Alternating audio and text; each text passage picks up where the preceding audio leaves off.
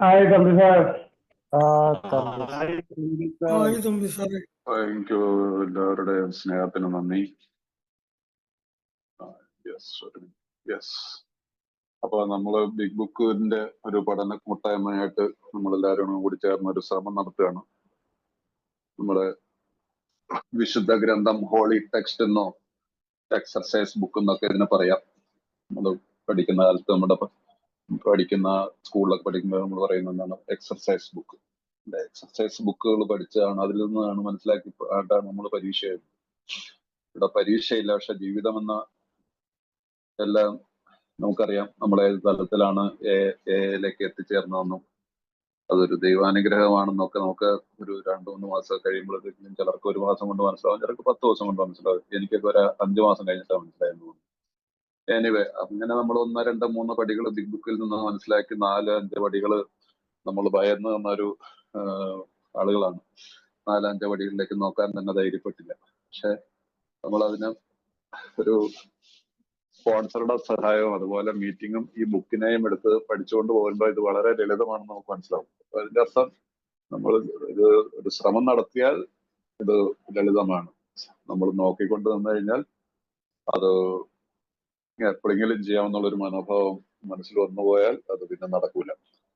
അപ്പൊ 4-5 പടികള് ഇതെങ്ങനെ പ്രവർത്തിക്കുന്നു എന്നുള്ള ചാപ്റ്ററിൽ 4-4 പടി, 3-4 പടികൾ, 3-4 പടികൾ അതിനകത്ത് കൊടുത്തിട്ടുണ്ടായിരുന്നു. അത് നമ്മൾ കഴിഞ്ഞതാണ്. പിന്നീട് ഇൻടു ആക്ഷൻ, പ്രവൃത്തി ഭാഗത്തിലേക്ക് എന്നുള്ള ചാപ്റ്ററിലാണല്ലോ നമ്മളതെ.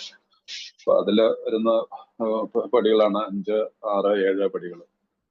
4-5 പടികളുടെ ഇമ്പോർട്ടൻസ് നമുക്ക് ശരിക്കും മനസ്സിലായതാണ്. നമ്മൾ 4ാമത്തെ പടി ചെയ്തപ്പോഴാണ് നമ്മുടെ യഥാർത്ഥ ചിത്രം തെളിഞ്ഞത്. എന്നിലുള്ള ആരൊക്കെയാണ് എനിക്ക് വിദ്വേഷമുള്ളത്, എനിക്ക് ദേഷ്യമുള്ളത്, എന്റെ സ്വഭാവത്തിലുള്ള വൈകല്യങ്ങള്, ലൈംഗികമായിട്ടുള്ള എന്റെ തെറ്റായിട്ടുള്ള ചില പ്രവർത്തികൾ, ഇതിലെല്ലാം ഞാൻ കടലാസിൽ പകർത്തി എഴുതിയിരുന്നു. അപ്പൊ അവിടെ ഒരു സ്റ്റെപ്പിലും നമുക്ക് ഒരു വലിയൊരു വാർണിംഗ് ആയിട്ടൊന്നും എങ്ങും എഴുതിയിട്ടില്ല. പക്ഷെ 4ാമത്തെ പടിയിലും 5ാമത്തെ പടിയിലും വാർണിംഗ്, ഒരു മുന്നറിയിപ്പ് നമുക്ക് വരുന്നുണ്ട്. നമ്മൾ ഈ മറ്റുള്ളവരെ ദ്രോഹിക്കുന്നവരുടെയൊക്കെ ലിസ്റ്റ് എടുക്കുന്നുണ്ടല്ലോ. അപ്പൊ അത് ഇതിനകത്ത് 4ാമത്തെ പടിയിൽ പറഞ്ഞിട്ടുണ്ട്. നമ്മൾ വായിച്ചു പോയതാണ്, അങ്ങോട്ട് ബുക്ക് പേജിലേക്കൊന്നും പോകുന്നില്ല. ഞങ്ങൾ ഈ മറ്റുള്ളവരെ ദ്രോഹിക്കുന്നത് തുടർന്നാൽ നമ്മൾ മദ്യപിക്കുക തന്നെ ചെയ്യും. അതുപോലെ തന്നെ 5ാമത്തെ പടി, 4ാമത്തെ പടി, 5ാമത്തെ പടിയിൽ പറയുമ്പോഴും നമ്മൾ ഭയന്ന് നിൽക്കാതെ തുറന്ന് ദൈവത്തിന്റെ മുമ്പിലും മറ്റൊരു വ്യക്തിയുടെ മുമ്പിലും തന്നോട് തന്നെയും തന്റെ ഈ തെറ്റുകൾ, തന്റെ കുറവുകൾ, തന്റെ യഥാർത്ഥ ചിത്രത്തെ തുറന്ന് കാണിക്കുക. നമ്മൾ എഴുതി വെച്ചത് അങ്ങനെ ആരെയും കാണിക്കേണ്ട ആവശ്യമില്ല. പക്ഷെ നമ്മുടെ മുമ്പിൽ ഫേസ് ടു ഫേസ് ആയിട്ടിരുന്ന് അതിനെക്കുറിച്ച് സംസാരിക്കണം. ഈ പടി ഒഴിവാക്കിയാൽ, if you skip this vital step എന്ന് പറയുന്നത്, ഈ പടി ഒഴിവാക്കിയാൽ, പറഞ്ഞാൽ വളരെ ഇമ്പോർട്ടന്റ് ആയിട്ടുള്ള ഈ 5ാമത്തെ പടി ഒഴിവാക്കിയാൽ നിശ്ചയമായും നിങ്ങൾ കുടിച്ചിരിക്കും. അതാണ് ബിഗ് ബുക്ക് പറയുന്നത്. അപ്പൊ അതിന്റെ ഇമ്പോർട്ടൻസ് നമുക്ക് മനസ്സിലായില്ലേ. അപ്പൊ 4-5 പടികൾ. അപ്പൊ ഞാൻ അന്ന് പറഞ്ഞിരുന്നു 4ാമത്തെ പടിയുടെ ഈ ഭാഗത്തൂടെ കയറുന്നപ്പോ ചില പറഞ്ഞ ആർക്കും 4ാമത്തെ പടി ചെയ്യാനായിട്ട് താല്പര്യമുണ്ടെങ്കിൽ വളരെ ലളിതമാണ്. ചെയ്യാൻ താല്പര്യമുള്ളവർ കുറച്ചുപേര് താല്പര്യം കാണിച്ചു. കുറച്ചു പേർക്ക് അതിന്റെ കുറച്ച് സഹായകരമായിട്ടുള്ള കുറച്ച് കാര്യങ്ങളൊക്കെ അയച്ചു കൊടുത്തു. ചിലര് റെസ്പോണ്ട് ചെയ്യുന്നുണ്ട്, സന്തോഷമുള്ള കാര്യമാണ്. അപ്പൊ അത് പക്ഷെ എനിക്കെപ്പോഴും ഒരു നല്ല ഉറപ്പുണ്ട്, ഒരു നല്ലൊരു വിഭാഗം നമ്മുടെ അംഗങ്ങളും ഈ 4-5 പടികളിൽ വരുമ്പോൾ ഒന്ന് ശങ്കിച്ചു നിൽക്കുന്നവർക്ക് ശരിയായിട്ടുള്ള രീതിയിൽ തന്നെ ചെയ്യണം. മനസ്സിലായില്ലേ? എങ്ങനെയെങ്കിലും തട്ടിക്കൂട്ടി ചെയ്യുന്ന ഒരു പടിയല്ല 4ാമത്തെ 5ാമത്തെ പടി. അപ്പൊ ബിഗ് ബുക്ക് രീതി തന്നെ ചെയ്യാവുന്നതാണ് ഉചിതം. പല രീതിയിലൊക്കെ ഏതായാലും ഞാൻ ആ ഒരു ഇതിലേക്കൊന്നും പോകുന്നില്ല.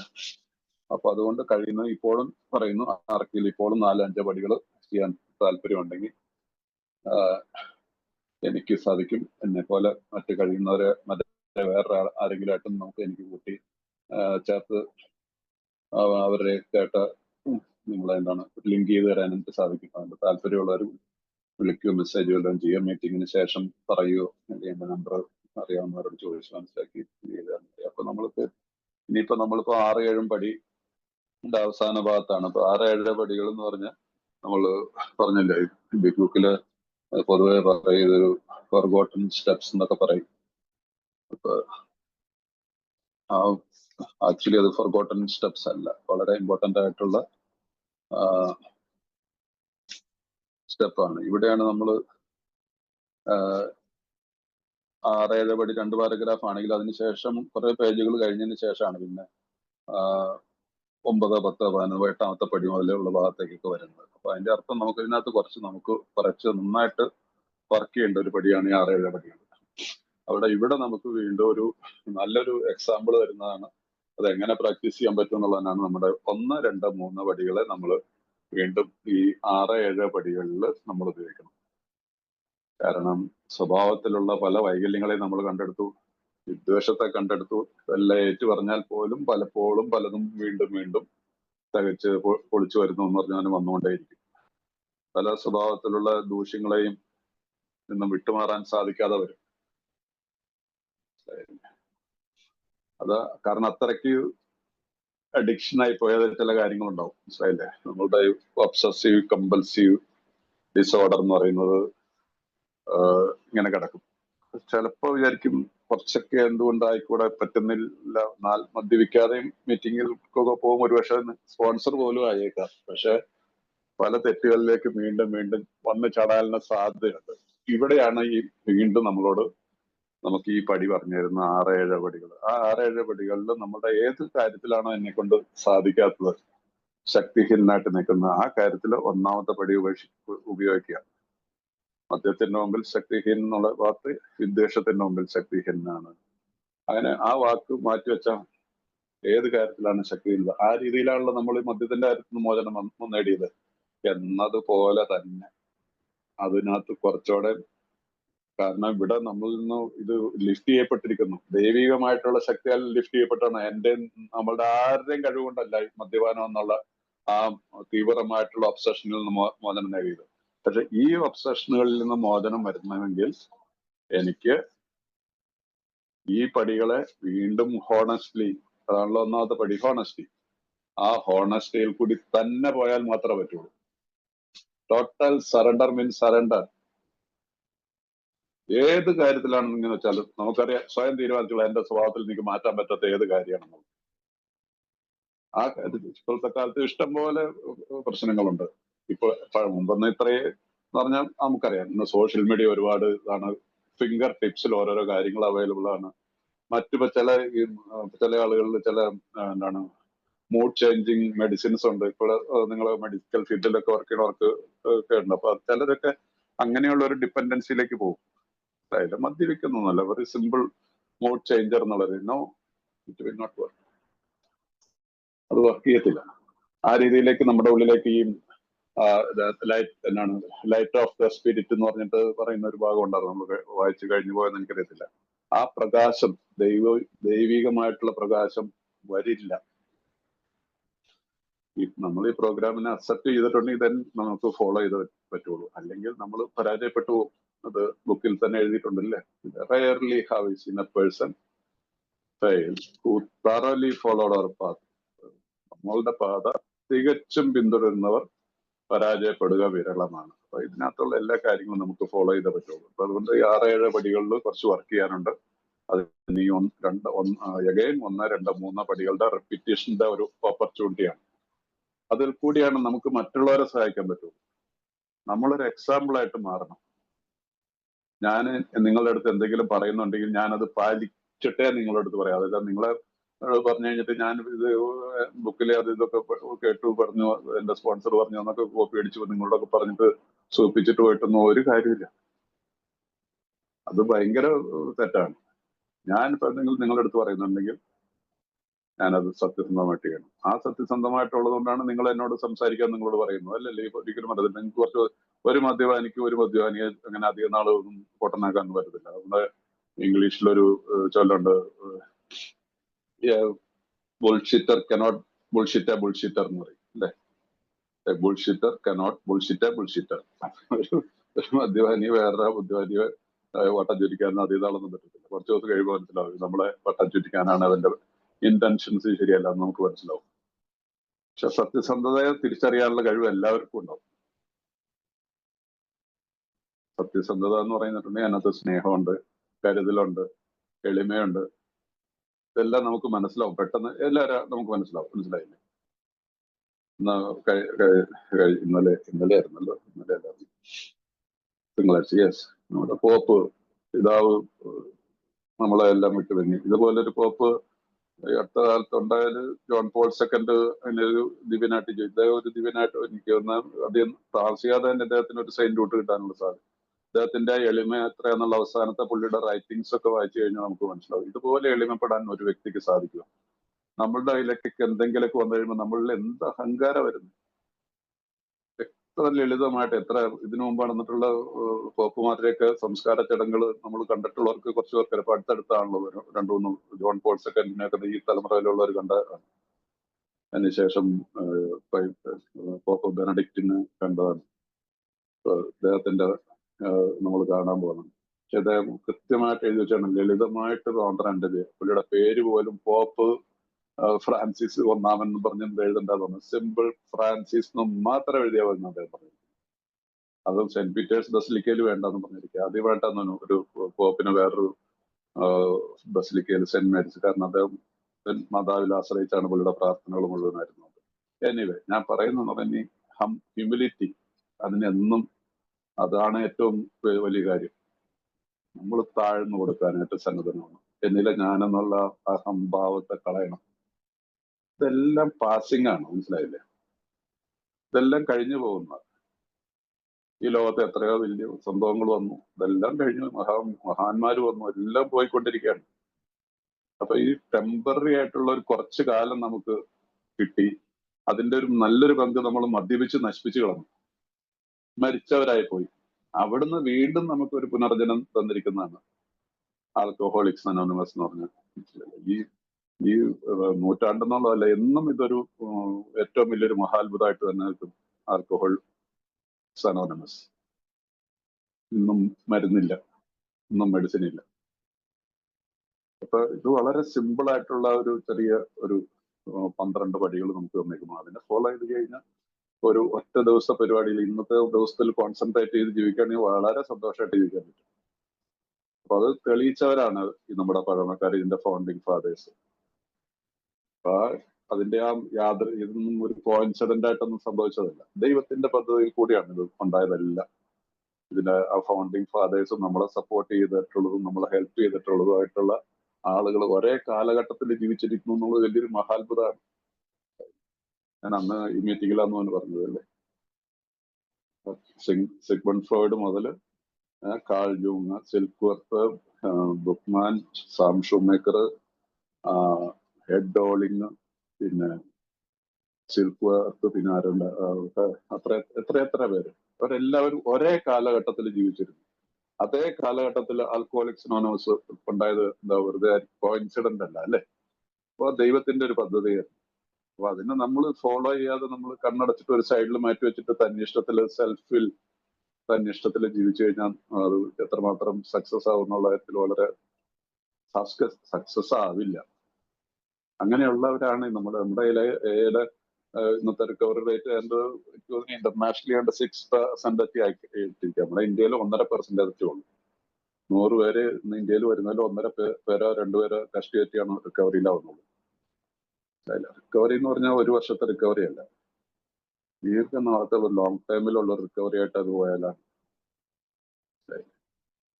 അപ്പൊ അത് ഇങ്ങനെ ഈ പടികൾ പ്രാക്ടീസ് ചെയ്യുന്നവർ എന്നും പ്രോഗ്രാമിലുണ്ടാവും. അവരിൽ എളിമ ഉണ്ടാവും, അവർക്ക് മറ്റൊരാളെ സഹായിക്കാനുള്ള കഴിവുണ്ടാവും, അവർക്ക് മറ്റുള്ളവരെ ഇങ്ങനെ എന്തെങ്കിലും പറഞ്ഞ് കൂളാക്കാനൊന്നും പറ്റത്തില്ല.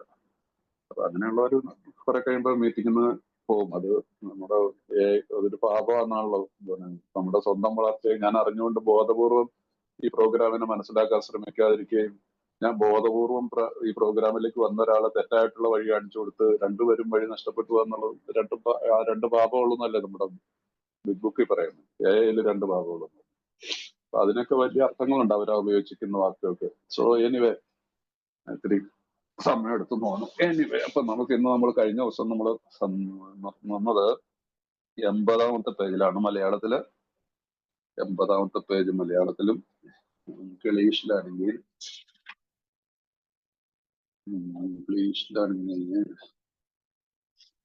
അവിടെ ആർക്കെങ്കിലും പറയാമോ? ഇംഗ്ലീഷിലാണെങ്കിൽ 82ാമത്തെ പേജിലാണ്. അതിന്റെ 81ാമത്തെ പേജിന്റെ ഏറ്റവും അടിയിലത്തെ പാരഗ്രാഫിലാണ് ഇംഗ്ലീഷിൽ.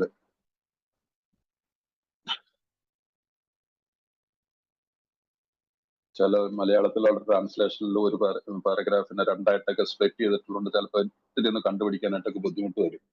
അതുകൊണ്ട് ഞാൻ ചിലപ്പോൾ പറയുമ്പോൾ അങ്ങോട്ടും ഇങ്ങോട്ടും ഇച്ചിരിയൊക്കെ മാറിപ്പോയൊന്ന് ക്ഷമിച്ചേക്കണം. അപ്പൊ ഇനി നമുക്ക് പോകാനുള്ളത്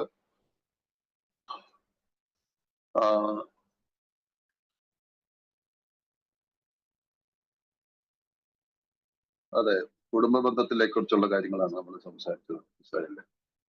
അപ്പൊ അതിനകത്ത് ഇംഗ്ലീഷ് വായിച്ചു വരുന്ന അവർ design for living is not a one way street. It is as good for the wife and for the husband. If we can forget, so can she. It is better, however, that one does not needlessly name a person upon whom she can vent jealousy. ഇതാണ് ഇംഗ്ലീഷിന്റെ ഭാഗത്ത് ചെയ്യുന്നത്. അപ്പൊ നമുക്ക് അതിനകത്ത് മലയാളത്തിലേക്ക് വരാം. ജീവിതത്തെ കുറിച്ചുള്ള ഞങ്ങളുടെ ധാരണ ഒരു വശത്തേക്ക് മാത്രം സഞ്ചരിക്കാവുന്ന ഒരു പാതയല്ല. അത് ഭാര്യയ്ക്ക് എന്ന പോലെ തന്നെ ഭർത്താവിനും നല്ലതിനുള്ളതായിരിക്കണം. നമുക്ക് മറക്കാൻ പറ്റുമെങ്കിൽ അവൾക്കും അതിന് കഴിയണം. അവളുടെ അസൂയ എന്ന് പതിച്ചേക്കാനുള്ള വ്യക്തിയുടെ പേര് അവളോട് പറയാതിരിക്കുന്നതായിരിക്കും ഉത്തമം. അപ്പൊ ഇത് മനസ്സിലായില്ലേ? മദ്യപാനികളുടെ ജീവിതത്തിൽ വളരെ റയർലി ഒക്കെ സംഭവിക്കാനുള്ള സാധ്യതയുണ്ട്. മനസ്സിലായില്ലേ? മദ്യപാനിയുടെ കാര്യത്തിൽ ഉറപ്പാണ് ഏതെങ്കിലുമൊക്കെ ബന്ധങ്ങൾ അറിഞ്ഞോ അറിയാതെ പോരാത്തിന് അഡിക്ഷനിൽപ്പെട്ട ഒരു കാര്യമാണല്ലോ സെക്ഷൽ ആയിട്ടുള്ള അഡിക്ഷൻ എന്നുള്ളത്. അപ്പൊ അത് ചിലപ്പോ ഒരു കുറെ നാളുകൾ ഈ ഭർത്താവിന്റെ അവഗണനയ്ക്ക് പാത്രമാകുന്ന ഭാര്യമാര് ചിലപ്പോഴെങ്കിലുമൊക്കെ ഏതെങ്കിലുമൊക്കെ തെറ്റായിട്ടുള്ള ഒരു അതിര് കഴിഞ്ഞ ബന്ധത്തിലേക്ക് പോകണമെന്നില്ല, പോയിട്ടുമുണ്ട്, സംഭവിക്കുന്നതൊക്കെ നമുക്കറിയാം. ഇന്നത്തെ പോരാത്തന്നെ ഇപ്പൊ ഈ സോഷ്യൽ മീഡിയ ഒന്നോടുകൂടി നമുക്കറിയാലോ ഇത്തിരി കുറഞ്ഞു തോന്നും. ഒരിടയ്ക്ക് ഒരു മിസ്ഡ് കോളിൽ കൂടി ആത്മഹത്യ ചെയ്ത സംഭവങ്ങളുണ്ട്, ഡൈവോഴ്സ് ചെയ്ത സംഭവങ്ങളുണ്ട്, ഭാര്യ ഭർത്താവിനെ വെട്ടിക്കൊന്നുണ്ട്, അല്ലെങ്കിൽ ഭർത്താവ് ഭാര്യനെ വെട്ടിക്കൊന്നുണ്ട്, ഭാര്യയും കാമുകനോടും കൂടി ഭർത്താവിനെ വെട്ടിക്കൊന്നുണ്ട്. സംഭവത്തിന്റെ തുടക്കം എന്താണ്? ഒരു മിസ്ഡ് കോൾ. അതിപ്പോ കേൾക്കാറില്ല. മിസ്ഡ് കോൾ ഇപ്പൊ വേറെ പല സംഭവങ്ങളാണ്. ഇപ്പൊ വാട്സപ്പുമായി, പണ്ട് വാട്സപ്പ് ഒന്നും നടന്നില്ല, അങ്ങനെ പല കാര്യങ്ങൾ. അപ്പൊ അതുകൊണ്ട് ഇവിടെ ഇങ്ങനെയൊക്കെ സംഭവിക്കാനുള്ള സാധ്യതകളുണ്ട്. നമുക്കൊരു ജീവിത ശൈലി എന്നുണ്ട്. ആ ശൈലിയിൽ എന്നോട് എല്ലാവരും ക്ഷമിക്കണം, ഞാൻ ആരോടും ക്ഷമിക്കില്ല. ഈ കാര്യം നമുക്കുണ്ട്. അതിപ്പോ ഈ വൈഫിനോട് മാത്രമല്ല, നമ്മുടെ കുടുംബത്തിൽ മറ്റ് ചേട്ടനോടോ അനിയന്മാരോടോ അച്ഛനോടോ അമ്മോടൊക്കെ വരാൻ വഴിയുണ്ട്. അപ്പൊ ഇവിടെ നമുക്ക് അതുകൊണ്ട് ഇവിടെ ഭാര്യയെ കുറിച്ചാണ് സംസാരിക്കുന്നത്. ഈ ഭാഗത്ത് കുടുംബ ബന്ധത്തിലാണ്. അതുകൊണ്ട് അത് ഭാര്യയ്ക്കെന്ന പോലെ ഭർത്താവിനെന്നുള്ള തുടങ്ങി നമുക്ക് മറക്കാൻ പറ്റുമെങ്കിൽ അവൾക്കും അത് കഴിയും. അപ്പൊ നമുക്ക് അവർക്ക് എന്തെങ്കിലും ഒരു തെറ്റാ, ഒരു അബദ്ധമോ, അങ്ങനെ എന്തെങ്കിലും ഒരു നമ്മളറിയാതെ എന്തെങ്കിലും ഒരു കാര്യത്തിൽ അവർ പെട്ടുപോയിട്ടുണ്ടെങ്കിൽ നമുക്ക് മനസ്സിലാക്കാം. കാരണം കുഞ്ഞുങ്ങളുണ്ടാവും, 2-3 മക്കളൊക്കെ ഉണ്ടെങ്കിൽ അവിടെ ഇത് വലിയൊരു ഇഷ്യൂ ആക്കി കൊണ്ടുവന്നു കഴിഞ്ഞിട്ടുണ്ടെങ്കിൽ ചില ആളുകൾക്ക് പറ്റത്തില്ല. ഇങ്ങനെയുള്ള ചില വ്യക്തികളെ കൂടി ഞാൻ വർക്ക് ചെയ്യുന്നുണ്ട്. മനസ്സിലായില്ലേ? അതുകൊണ്ട് ഞാൻ പറയുന്നു. അപ്പൊ അതുകൊണ്ട് നമുക്കിവിടെ അതാണ് ഈ ഫോർഗെറ്റ് ഈച്ച് അതർ എന്ന് പറയും നമ്മുടെ പ്രോഗ്രാം പ്രകാരം. We are to forget. അപ്പൊ ഞാൻ അതിന് സന്നദ്ധനായിരുന്നെങ്കിൽ അവരും നമ്മളോട് പറയും. അപ്പൊ അവിടെ എന്താ സംഭവിക്കുന്ന? ഒരു പുതിയൊരു ബന്ധം തീർച്ചയായിട്ടും ഉരുത്തിരിഞ്ഞു വരും. പക്ഷെ വേറൊരു കാര്യം അവിടെ ശ്രദ്ധിക്കാനുള്ള, ഇങ്ങനെയുള്ള റിലേഷൻഷിപ്പിൽ ചിലപ്പോ നമ്മൾ ഒരു ഹോണസ്റ്റ് ആയിട്ട് രണ്ടുപേരും കൂടെ രമ്യതയിലിട്ട് കഴിയുമ്പോ ഈ ഭാര്യയ്ക്ക് ഒരു താല്പര്യം തോന്നും, ഇത് ആരായിരുന്നു കക്ഷി. ഭർത്താവിന് ഭാര്യമാരുടെ കാര്യത്തിൽ വളരെ റെയർ ആയിരിക്കും. കാരണം നമുക്ക് എല്ലാവർക്കും കിട്ടിയിട്ടുള്ളത് വളരെ നല്ല ഭാര്യമാരെയാണ് കിട്ടിയിട്ടുള്ളതെന്നാണ് ലോകമെമ്പാടും പറയുന്ന പൊതുവെ പറയുന്നത്. വളരെ റെയർ ആയിട്ടുള്ള ചില കേസുകളിൽ മാത്രമൊക്കെ ആയിരിക്കും എന്തെങ്കിലുമൊക്കെ ഒരു ഇതുള്ളൂ. അപ്പൊ അതുകൊണ്ട് അവരുടെ പേര് പറയരുത്. കാരണം നമ്മളൊരു പേര് എന്നെ ആളൊക്കെയായിരുന്നൊക്കെ പറഞ്ഞു കഴിഞ്ഞാൽ അവിടെ ഒരു ജലസി എന്ന് പറഞ്ഞൊരു സംഭവം കൊടുക്കും. എന്ന് പറയുന്നത് അസൂയ എന്ന് പതിച്ചേക്കാൻ ഇടയുള്ള ഒരു വ്യക്തിയാണ് അസൂയ. ആ വാക്ക് ശ്രദ്ധിക്കണം. അവളുടെ അസൂയ എന്ന് പറഞ്ഞാൽ വീണ്ടും ഒരു ക്യാരക്ടർ ഡിഫക്ട് ഞാൻ എന്റെ ഭാര്യയുടെ ഉള്ളിൽ പാകി കൊടുക്കുകയാണ്. മനസ്സിലായില്ലേ? നമ്മൾ ഈ അസൂയ ഇതെല്ലാം ഒഴിവാക്കി തീർത്തിട്ട് നിൽക്കുകയാണ്. പക്ഷെ കൂടുതൽ ഭയങ്കര സത്യസന്ധതയ്ക്ക് പോയി കഴിഞ്ഞിട്ടുണ്ടെങ്കിൽ വീണ്ടും പ്രശ്നങ്ങൾ ഉണ്ടാവും. സോ അത് ഒഴിവാക്കുക, അതാണ് ഉചിതം. കഴിഞ്ഞത് കഴിഞ്ഞ് ഇനി പേരും വീരും എന്ന് അറിയേണ്ട കാര്യമില്ല. ഞാനത് ഉപേക്ഷിച്ചു, നമ്മളത് മറന്നേക്കുക. ഞാൻ അപ്പുറത്തേക്ക് പോകണ്ട. ചിലർ വലിയ സത്യസന്ധതയോടുകൂടി ചിലപ്പോൾ കൂടുതൽ പേരും നാളും വീട്ടുകാരും എന്തായിരുന്നു കാര്യങ്ങൾ എന്നൊക്കെ പറഞ്ഞ് അതിന് പോകരുത്. സിമ്പിളായിട്ട് ഈ കാര്യത്തെ കൈകാര്യം ചെയ്യുക. വളരെ സെൻസിറ്റീവ് ആയിട്ടുള്ള ഒരു ഇഷ്യൂ ആണ്. നിങ്ങളിതിനെ ഇതായിട്ടെടുക്കരുത്. ഞാൻ കൂടുതൽ ഇതിനെക്കുറിച്ച് സംസാരിക്കുന്നുണ്ട്. അത് പെട്ടുപോയിട്ടുള്ളവർ അതിൽ നിന്ന് ഓവർകം ചെയ്യാനായിട്ട് ഇപ്പോഴും ഒരുപാട് സ്ട്രഗിൾ ചെയ്യുന്നുണ്ട്. അതുകൊണ്ടാണ് ഞാൻ പറയുന്നത് കേട്ടോ. ഇനി അടുത്തത്, ഒന്നും മറച്ചു വെക്കാതെ വെട്ടിത്തുറന്ന് പറയേണ്ടതായിട്ടുള്ള ചില സാഹചര്യങ്ങൾ ചിലപ്പോൾ ഉണ്ടാവും. അത്തരം ഒരു ഗൂഢമായ സാഹചര്യത്തെ കുറിച്ച് പുറത്തുള്ള ഒരാൾക്ക് ഒന്നും മനസ്സിലാവുന്നില്ല. കഴിഞ്ഞതൊക്കെ കഴിഞ്ഞു എന്നാണ് സദ്ബുദ്ധിയുടെയും സ്നേഹാർദ്രമായ ദയയുടെയും മാർഗമെന്ന് രണ്ടുപേരും തീരുമാനിച്ചേക്കാം. ഇരുവരിൽ ഓരോ ആളും മറ്റേയാളിന്റെ സന്തോഷം മനസ്സിൽ കരുതി അതിനായി പ്രാർത്ഥിച്ചേക്കാം. നാം നേരിടുന്നത് ഏറ്റവും ഭയങ്കരമായ മനുഷ്യവികാരമായ അസൂയയോടാണെന്ന കാര്യം എപ്പോഴും കരുതിയിരിക്കുക. ഈ വാചകം ശ്രദ്ധിക്കണം, ചുമ്മാ വെറുതെ വായിച്ചു പോകരുത്. ഇരുവരിൽ ഓരോ ആളും മറ്റേയാളിന്റെ സന്തോഷം മനസ്സിൽ കരുതി അതിനായി പ്രാർത്ഥിച്ചേക്കാം. ഇതിനകത്തുള്ള അടുത്ത വാക്കാണ്, നാം നേരിടുന്നത് ഭയങ്കരമായ മനുഷ്യവികാരമായ അസൂയയോടാണെന്ന കാര്യം എപ്പോഴും കരുതി. മാരക പാപങ്ങളിൽ ഒന്നാണ്. അതിനകത്ത് ഇവിടെ നമ്മുടെ മാനുഷികമായിട്ടുള്ള മനുഷ്യവികാരമായ അസൂയയോടാണെന്ന കാര്യം ചോദിക്കുക. നേർക്ക് നേരെയുള്ള ഒരു ഏറ്റുമുട്ടലിന് പകരം ഏതെങ്കിലും ഒരു പാർശ്വഭാഗത്തെ കൂടിയുള്ള അക്രമമാണ് നല്ലതെന്ന് ഒരു നല്ല പട്ടാള മേധാവി കരുതപ്പെടുന്നു. അപ്പോ ഇവിടെ എന്താ എഴുതിയിരിക്കുന്നത് ഇംഗ്ലീഷിൽ കൂടെ നോക്കുകയാണെങ്കിൽ, yes, each might pray about it, having the other one's happiness uppermost in mind.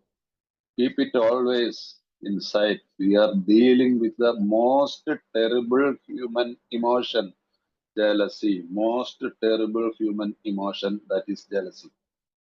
The good generalship may decide that the problem be attacked on the flank rather than the risk of face-to-face combat. The good generalship, ഒരു നല്ലൊരു leadership, അല്ലെങ്കിൽ ഒരു ഇവിടെ പട്ടാള മേധാവി എന്നാണ് പറയുന്നത് മലയാളത്തിൽ ചെയ്തിരിക്കുന്ന,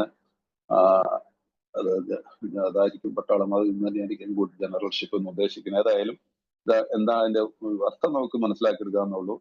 ഇതാണ്, നേർക്ക് നേരെയുള്ള ഒരു ഏറ്റുമുട്ടലിന് പകരം ഏതെങ്കിലും പാർശ്വഭാഗത്തിലുള്ള ആക്രമണമാണെന്നാണ് മലയാളത്തിൽ എഴുതിയിരിക്കുന്നത്. ഇംഗ്ലീഷിൽ എഴുതിയിരിക്കുന്നത് decide to the problem attacked on the attacked. Yes, ഏറ്റവും flank rather than risk a face to face combat. അപ്പൊ നമുക്ക് അറിയാം യുദ്ധത്തിലൊക്കെ അങ്ങനെയൊക്കെ ആയിരിക്കും ചെയ്യുന്നത്. നേർക്ക് നേരെ വെടിവെക്കാതെ എതിരാളി വരുന്ന വഴികളെ മനസ്സിലാക്കിയിട്ട് നമ്മള് ആ എതിരാളിയെ വളഞ്ഞിട്ട് ആക്രമിക്കുക എന്ന് പറയില്ല. എന്നപോലെ തന്നെ ഈ വൈകാരികമായിട്ടുള്ള ഈ കുറവിനെ നമ്മൾ മനസ്സിലാക്കാനായിട്ട് പോവുക. ഇവിടെ പ്രാർത്ഥനയാണ് അതിന്റെ ആയുധം, വേറെ ഒന്നും ഏറ്റവും ഒന്നുമില്ല. അല്ലാതെ നമ്മൾ നേരിട്ടിട്ട് എല്ലാം നേരെ അങ്ങോട്ട് പറയാനായിട്ട് നിൽക്കാൻ പോയി കഴിഞ്ഞാൽ ചിലപ്പോൾ അതിൽ നമ്മൾ പരാജയപ്പെട്ടു പോകും. കാരണം ഇതിനകത്ത് വരുന്ന നമ്മൾ നേരിട്ട് യുദ്ധം ചെയ്യാൻ പോകുന്ന അസൂയ എന്നുള്ളൊരു വികാരത്തെ നമ്മുടെ കുടുംബത്തില് അല്ലെങ്കിൽ നമ്മുടെ വൈഫിന്റെ ഉള്ളിൽ വളർത്തിയെടുക്കാനായിട്ടാണ്. ഞാൻ കൂടുതൽ സത്യസന്ധനായിട്ട് നമ്മൾ പറയത്തില്ലേ, നമ്മുടെ ആൽക്കഹോളിക്സിനുള്ളൊരു വലിയൊരു കുഴപ്പം എന്താണ്, വൈകാരികമായിട്ട് നമ്മളെ എക്സ്ട്രീംസ് ആണ്. ഭയങ്കര സ്നേഹം വരുമ്പോൾ ഭയങ്കര സ്നേഹം, സത്യസന്ധത ഭയങ്കര സത്യസന്ധത. നോ, നമുക്കപ്പോ ഒരു ഇതാണ് ഒരു സ്പോൺസറുടെ ഇമ്പോർട്ടൻസ്. ഓരോ കാര്യങ്ങളിലും ചർച്ച ചെയ്ത് എന്തൊക്കെ എവിടെ വെച്ച് പറയാമെന്നുള്ളതിനെ കുറിച്ചൊക്കെ ഉള്ളൊരു രീതിയിൽ കൂടി പോയി കഴിഞ്ഞാൽ നമുക്ക് ശീലത്തിൽ കൂടിയല്ല നമ്മൾ ശീലത്തിൽ കൂടിയാണ് ദുശീലങ്ങളിലേക്ക് പോയത്. അതുപോലെ തന്നെ ദ സെയിം വേ ശീലങ്ങളിൽ കൂടി നല്ല ശീലങ്ങളിലേക്കും വരാൻ നമുക്ക് സാധിക്കും. നല്ല ശീലങ്ങളിലേക്ക്, സദ്ഗുണങ്ങളിലേക്ക്. ദുർഗുണങ്ങളിലേക്ക് പോയ പോലെ തന്നെ സദ്ഗുണങ്ങളിലേക്കും പോകാൻ പറ്റും. ദുർഗുണങ്ങളിലേക്ക് പോയപ്പോൾ നമ്മൾ ആരും കൈപിടിച്ച് നടത്തുകയല്ല, നമ്മൾ തന്നെ മറന്നുപോയതാണ്. നമ്മളുടെ ചിന്തകളിലുണ്ടായിരുന്ന ചില പ്രശ്നങ്ങളായിരുന്നു. പക്ഷെ ഇവിടെ സദ്ഗുണങ്ങളിലേക്ക് വരുമ്പോഴോ നമ്മുടെ കൂടെ ദൈവമുണ്ട്, ഈശ്വരനുണ്ട്, ആ പരമോന്നതനായിട്ടുള്ള ശക്തിയുണ്ട്. സോ ഈ ഒരു രീതിയിൽ നമ്മൾ പോയാൽ എല്ലാത്തിനും പരിഹാരമുണ്ട്. ഞങ്ങൾക്ക് അത്തരത്തിലുള്ള സങ്കീർണതകൾ ഒന്നുമില്ലെങ്കിൽ സ്വന്തം ഗ്രഹത്തിൽ ചെയ്യേണ്ട ഒരുപാട് കാര്യങ്ങൾ വേറെയുണ്ട്. കുടിക്കാതെ സ്വഭാവത്തോടെ ഇരിക്കലാണ് തനിക്ക് ആകെ ചെയ്യേണ്ടതെന്ന് പറയുന്ന അമിത മദ്യാസക്തനെ ഞങ്ങൾ കണ്ടുമുട്ടാറുണ്ട്. അയാൾ തീർച്ചയായും കുടിക്കാതിരിക്കേണ്ടതുണ്ട്. കാരണം അങ്ങനെയല്ലെങ്കിൽ അയാൾക്ക് വീട് പോലും ഉണ്ടായിരിക്കുകയില്ല. പക്ഷേ വളരെ ഭയാനകമായ രീതിയിൽ താൻ അവരോടൊക്കെ പെരുമാറിയിരുന്നെങ്കിൽ ആദ്യ ഭാര്യയോടും മാതാപിതാക്കളോടുള്ള പ്രായശ്ചിത്തം ചെയ്യുന്ന കാര്യത്തിൽ ഇനിയും ഒരുപാട് അയാൾ മുന്നോട്ട് പോകേണ്ടതുണ്ട്. അമ്മമാർക്കും ഭാര്യമാർക്കും ഒക്കെ അമിത മദ്യാസക്തനിൽ നിന്നുണ്ടായ അനുഭവം അവരുടെ എല്ലാ തരത്തിലുള്ള ധാരണയും താണ്ടിയുള്ള ക്ഷമയാണ് അവരുടേത് എന്നുള്ളതാണ്. അതില്ലായിരുന്നെങ്കിൽ ഞങ്ങളിൽ പലർക്കും വീട് തന്നെ ഉണ്ടാകുന്നതല്ല, ഒരുപക്ഷെ ഞങ്ങൾ മരിച്ചിട്ടുണ്ടാകുമായിരുന്നു. അപ്പൊ ഇവിടെ ഈ രീതിയിലുള്ള പ്രശ്നങ്ങളൊന്നുമില്ലെങ്കിൽ അപ്പൊ എന്നാ പിന്നെ സ്വന്തമായിട്ട് കുടിക്കാതെ എങ്ങോട്ട് ഇരിക്കലാണെന്നുള്ള രീതിയിൽ അങ്ങ് വിചാരിച്ചു പോകുന്ന ആളുകളുണ്ട്. അത് കാര്യമില്ല. അതുകൊണ്ട് കാര്യമില്ല. കുടിക്കാതിരിക്കുക എന്നുള്ളത് നല്ല കാര്യമാണ്. പക്ഷെ നമുക്ക് ടേക്ക് റെസ്പോൺസിബിലിറ്റി. നമുക്കൊരു ഒരു ഒരു ഒരു നല്ലൊരു കുടുംബാന്തരീക്ഷത്തെ ക്രിയേറ്റ് ചെയ്യേണ്ടതുണ്ടാകും. ആ കാലത്ത് ഈ ബുക്ക് എഴുതുന്ന സമയത്തൊക്കെയാണ് ഒരുപക്ഷെ അവരുടെ ആ സംസ്കാരത്തിലൊക്കെ എക്സ്ട്രാ മാരിറ്റൽ അഫയേഴ്സ് അങ്ങനെയൊക്കെ ഉള്ളതൊരു, നിങ്ങൾക്ക് ഇപ്പൊ യു കെയിലും യു എസിലൊക്കെ ജോലിയോടെ അറിയാം. ഇപ്പൊ ഒരു ഡൈവേഴ്സ് എന്നൊക്കെ പറയുന്നൊന്നും വലിയ കാര്യമൊന്നുമല്ല. അപ്പൊ അങ്ങനെയുള്ള ആളുകൾക്ക് അങ്ങനെയുള്ള ഒരു കാലഘട്ടത്തിൽ എഴുതിയതും കൂടിയാണെന്ന് പറഞ്ഞു. അതുകൊണ്ടാണ് ആദ്യ ഭാര്യയോടും മാതാപിതാക്കളോടും ഒക്കെ ഉപേക്ഷിച്ച് പോകുന്നവരും പിന്നെ വേറെ കല്യാണം കഴിക്കുക അങ്ങനെയൊക്കെയുള്ളവരൊക്കെ റിക്കവറിയിൽ വന്നതിന് ശേഷമുള്ള. പക്ഷെ ഇവിടെ പ്രായശ്ചിത്തം ചെയ്യുന്ന കാര്യത്തിൽ ഇനിയും ഒരുപാട് അയാൾ മുമ്പോട്ടുണ്ട്. അപ്പൊ ഇങ്ങനെയൊക്കെയുള്ള ജീവിതത്തിൽ സംഭവിച്ചിട്ടുണ്ടെങ്കിലും റെസ്റ്റിറ്റ്യൂഷൻ എന്ന് പറയുന്ന ആ പാപപരിഹാരം അല്ലെങ്കിൽ പരിഹാരക്രിയ, പാപപരിഹാരം എന്നല്ല പരിഹാരക്രിയ നമ്മൾ തെറ്റ് ചെയ്തിട്ടുണ്ട്. അതിനാണ്, കാരണം അവർക്കെല്ലാം നമ്മൾ ദ്രോഹം ചെയ്തിട്ടുണ്ട്. അതെല്ലാം അവർ സഹിച്ചവരാണ്. അവർ നമ്മളോട് ക്ഷമിച്ചിട്ടുമുണ്ട് അല്ലേ? അതിൽ ആ ഒരു ചില കാര്യങ്ങൾ നമ്മൾ സ്വയം ഒന്ന് ആലോചിച്ച് നോക്കുക. നമ്മൾ ഇപ്പോഴത്തെ കാലഘട്ടത്തിലാണെങ്കിൽ പോലും നമ്മളുടെ ഈ മദ്യപാന കാലത്ത് നമ്മളോട് ചേർന്ന് നിന്നിട്ടുള്ള ഭാര്യയൊക്കെ അവര് മനുഷ്യരാണ്. അവർക്കൊരു പൊട്ടിത്രിയിൽ അവരെന്തെല്ലാം വേണമെങ്കിലും ഉണ്ടാക്കി വയ്ക്കാം. ചിലര് കുടുംബങ്ങളിലെ ആത്മഹത്യകൾ അടങ്ങാൻ പറ്റില്ലേ? പിന്നെ കുടുംബത്തിന് നല്ല ഇതുണ്ടോ? ചിലരുടെ കുടുംബത്തില് ഡൈവോഴ്സുകൾ, അതിന്റെ ഇടയ്ക്ക് ഞെരുങ്ങുന്ന ഒരു കുട്ടിയോ അച്ഛനും കൊണ്ട്, ഒരു കുട്ടിയോ അമ്മയും കൊണ്ട്, എന്ത് പീഡയായിരിക്കും ആ കുഞ്ഞുങ്ങൾ അനുഭവിക്കുന്നതെന്ന് ആലോചിച്ചു. കേസ് പറഞ്ഞിരിക്കുമ്പോ പറയുന്നതാണ് ക്ലെയിം ചെയ്യല്ലേ. ഈ ക്ലെയിം ചെയ്യുന്ന എന്ത് നേടിയത്? ഒന്നും നേടാനില്ല. ഞാൻ കഴിഞ്ഞ ദിവസം ഒരിക്കലും ഇവിടെ അല്ലേ പറഞ്ഞു, എന്റെ നാട്ടിൽ നടന്നൊരു വീട് ചുമ്മാ ഇടിച്ചു പൊളിച്ച് നിരപ്പാക്കി കളഞ്ഞു. ഒരു ഒറ്റ രാത്രിയും കൊണ്ട് ഒരുത്തൻ അമേരിക്കയിലുള്ള ഭാര്യയും ഭർത്താവും കൂടെ കേസ് കിടന്നു. ഭാര്യ ജയിച്ചു, വീടിന്റെ അവകാശം പറഞ്ഞുകൊണ്ട് വീട്ടിൽ താമസിക്കാനുള്ള അവകാശം പറഞ്ഞു. അയാൾ ഒറ്റ രാത്രി കൊണ്ട് വീട് ഒറ്റ രാത്രി കൊണ്ട് ഒരു കല്ല് പോലും, തരി പോലും, മണൽ പോലും ബാക്കിയില്ലാത്തവണ് അയാൾ അവിടുന്ന് ഇടിച്ചു പൊളിച്ചു പറഞ്ഞു. 2 നിലയുള്ള 5-6 നിലയുള്ള വലിയൊരു ബംഗ്ലാവ്. So that is it. അതിട്ട് പിന്നെ എന്ത് നേടാൻ? അത് കഴിഞ്ഞിട്ട് ഞാൻ 12 പടി പ്രോഗ്രാം ചെയ്തുകൊണ്ടിരിക്കുകയും ചെയ്യാണ്. ഇതെല്ലാം ചെയ്തുകൊണ്ടിരുന്നു. സോ ഇതെല്ലാം നമ്മളെ കൊണ്ടെത്തിക്കുന്നത് ഈ ദൈവികമായിട്ടുള്ള ഏറ്റവും വലിയൊരു കാര്യമാണ്. ഓരോ പടികളും നമ്മളെ എളിമയിലേക്ക് കൊണ്ടുവരുന്നത്. എളിമ പ്രാക്ടീസ് ചെയ്യണം. എളിമ എന്ന് പറയുന്നത് താഴ്ന്നു കൊടുക്കലല്ല. എല്ലാവരും വിചാരിക്കും ഇത് എളിമാണിച്ചു ഞാൻ തലവനിച്ചു കൊടുക്കുവാണ്. തലവനിച്ചു കൊടുക്കുകയല്ല. നമ്മളിൽ ഓട്ടോമാറ്റിക്കലി ദൈവികമായിട്ട് വരുന്ന ഒരു അനുഭവമാണത്. ആ അനുഭവത്തിന്റെ മുമ്പിൽ എത്ര വലിയ വെട്ടാൻ വന്ന പോത്തും തല താഴ്ത്തും. കാരണം ഇവിടെ നിൽക്കുന്ന ആള് യുദ്ധം ചെയ്യാൻ നിൽക്കുകയല്ല. വളരെ എത്ര വലിയ പ്രശ്നത്തെയും വളരെ വളരെ ഒരു സരളമായ ഭാവത്തോടു കൂടിയാണ് നിൽക്കുന്നത്. ആ ആളുടെ അടുത്ത് ഇയാൾക്ക് ഓപ്പോസിറ്റിൽ വെച്ചാൽ ഒന്നും ചെയ്യാൻ പറ്റില്ല. എപ്പോഴും ഓർക്കണം, ദൈവമാണ് എന്റെ പിതാവ്. വേറെ ഒരു വാക്ക് വെക്കണ്ട. ഡയറക്ടറും ഏജന്റും പ്രിൻസിപ്പളും ഒക്കെ മാറ്റിവെച്ചു. നമ്മുടെ ബുക്ക് പറയുന്നതാണ്. ഈ ബുക്ക് മാത്രമല്ല, ഏത് മതത്തിൽ വിശ്വസിക്കുന്നവരായിക്കോട്ടെ, ക്രിസ്ത്യ മതത്തിൽ ഉള്ളവരായിക്കോട്ടെ, വായിച്ചു നോക്ക് ബൈബിൾ. എന്താ പറയുക, ബൈബിളിൽ പറയുന്ന ഞാൻ എണ്ണി നോക്കിയിട്ടില്ല, പറഞ്ഞു കേട്ടിട്ടുള്ളതാണ്. 365 പ്രാവശ്യം പറയുന്നുണ്ട് എന്നാ പറയുന്നത്, ഭയപ്പെടേണ്ട, ഞാൻ നിന്നോട് കൂടെ ഉണ്ടെന്നുള്ളത്. പഴയ നിയമം മുതൽ പുതിയ നിയമം വരെ.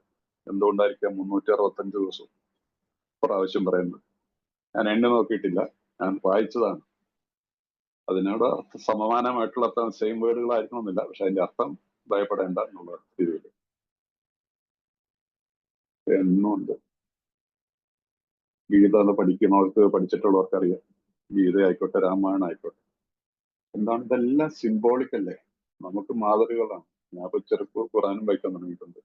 ഒത്തിരി കുറെ ഒരു തെറ്റായിട്ടുള്ള ധാരണകളൊക്കെ ഇസ്ലാമിനെ കുറിച്ചൊക്കെയാണ്. പക്ഷെ വായിച്ചു വന്നപ്പോ എല്ലാ അധ്യായം തുടങ്ങുന്ന പരമകാരുണ്യവാനായ എന്ന് പറഞ്ഞിട്ടുള്ള ഒറ്റ വാക്ക് കേട്ടാൽ മതി.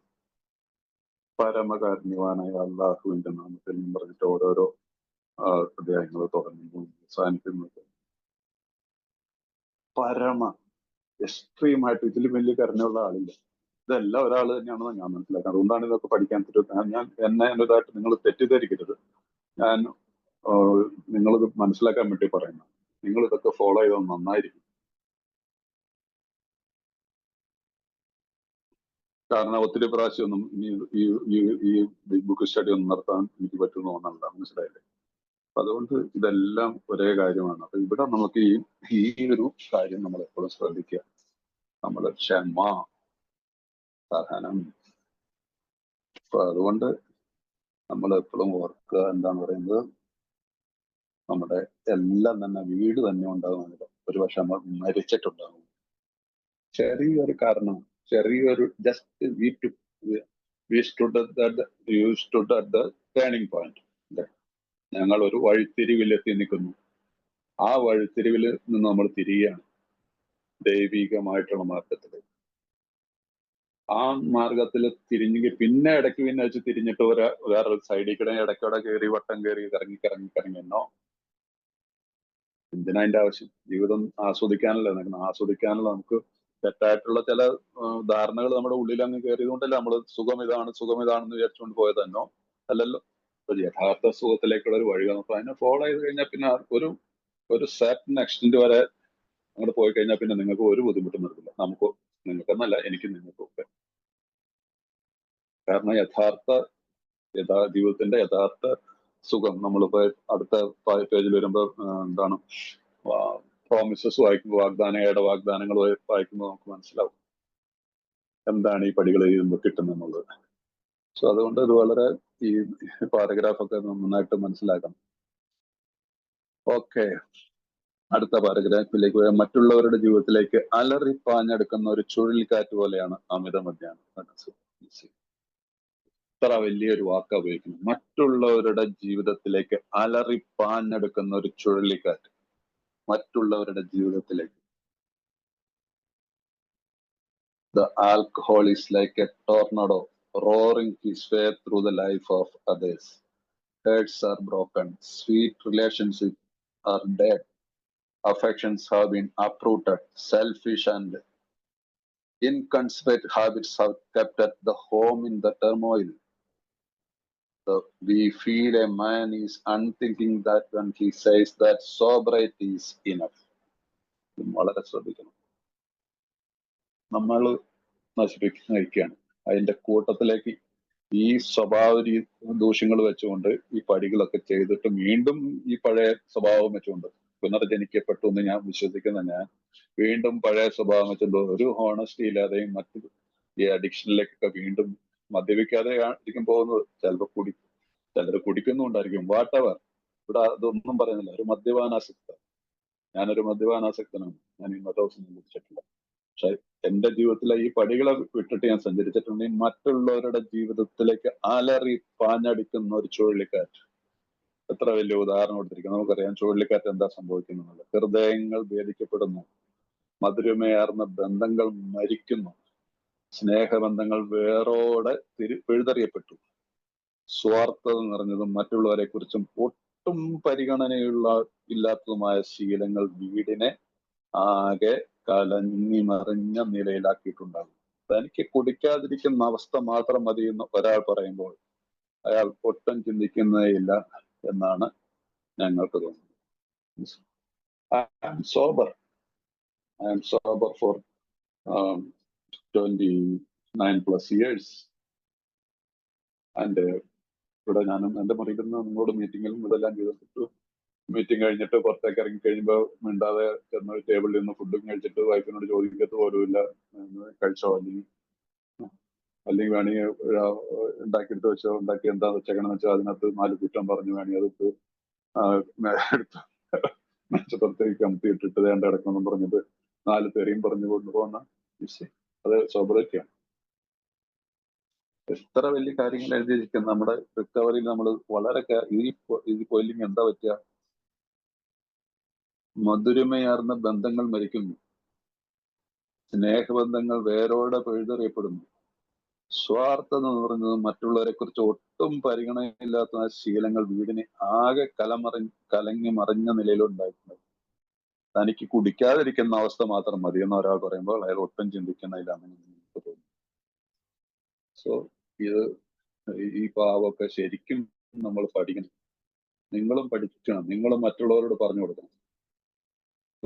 അതുകൊണ്ടാണ് ഞാൻ ബുക്കുള്ളവരോടൊക്കെ ഞാൻ പറയാറില്ല, നിങ്ങൾ എടുക്കുന്ന അണ്ടർലൈൻ ചെയ്ത് പോയി കഴിഞ്ഞാൽ ഇത് നിങ്ങൾക്ക് പ്രയോജനപ്പെടും. കാരണം ബിഗ് ബുക്ക് സ്റ്റഡി ചെയ്യാനായിട്ട് വളരെ കുറച്ച് ആളുകൾക്ക് താല്പര്യം ഉണ്ടാവാറുള്ളൂ സാധാരണ. അപ്പൊ അത് കുറെ മാറ്റം വന്നു തുടങ്ങി.